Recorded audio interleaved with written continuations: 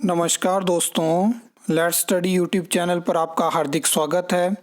पिछले कुछ दिनों से मैं लगातार आपको बता रहा था कि 20 अप्रैल के बाद हिमाचल प्रदेश में कभी भी चुनावी आचार संहिता लग सकती है और आज जो है वो स्टेट इलेक्शन कमीशन ने प्रेस कॉन्फ्रेंस बुलाई है और अगर उसमें चुनाव की तारीखों का ऐलान होता है तो हिमाचल प्रदेश में आज से ही जो है वो चुनावी आचार संहिता लग जाएगी, जिससे नई भर्तियों पे किस तरह की रोक रहेगी, क्या रिजल्ट हमें देखने को मिलेंगे, उन चीज़ों के ऊपर हम डिटेल में बात करेंगे। और ये प्रेस कॉन्फ्रेंस जो है वो 3:30 बजे से राज्य सचिवालय शिमला में जो है वो शुरू होगी, तो हमें जानकारी हो जाएगी। क्योंकि जिस तरह से प्रेस कॉन्फ्रेंस में हमें ये पता होगा कि इलेक्शन जो है वो किस स्टेट पे होंगे, कितने फेजेस में होंगे और कब तक आचार संहिता रहेगी, तो इन सब चीज़ों की जानकारी हमें तब देखने को मिल जाएगी। अगर हम बात करें तो जैसे ही हिमाचल प्रदेश में आचार संहिता लगेगी तो उसके बाद क्या होगा कि जो राज्य सरकार है वो किसी भी तरह की नई घोषणाएं नहीं कर सकती है। और जिससे मेन चीज़ है कि अगर हम बात करें नई भर्तियों के रिगार्डिंग तो वो कोई भी भर्ती एडवर्टाइज नहीं हो सकती है।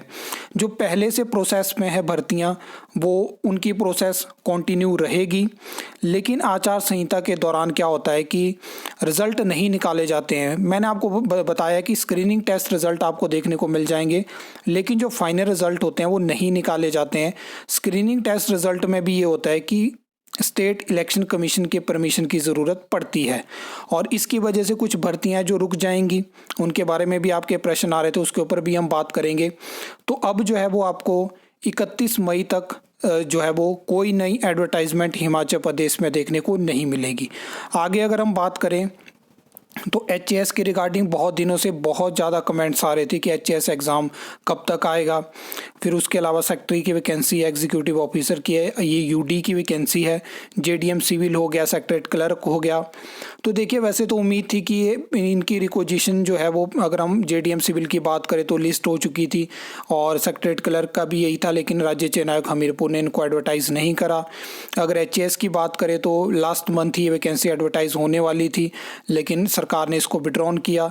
वैकेंसी जो था वो पीएससी शिमला पहुंच चुकी थी, लेकिन सरकार की तरफ से अलग अलग डिपार्टमेंट बोर्ड कॉरपोरेशन को इंस्ट्रक्शंस जाती हैं और वहां से अलग अलग डिपार्टमेंट बोर्ड कॉरपोरेशन से पीएससी शिमला को जानकारी दी जाती है कि हम वैकेंसी विड्रॉन करना चाहते हैं।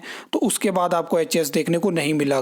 उसके बाद होता क्या है कि जब रीज़न जानने की कोशिश करी गई तो कहा गया युक्तिकरण होगा और कैबिनेट में इसमें फैसला लिया जाएगा। ना हमें कैबिनेट में फैसले देखने को मिले, ना हमें एचएस की एडवर्टाइजमेंट देखने को मिली।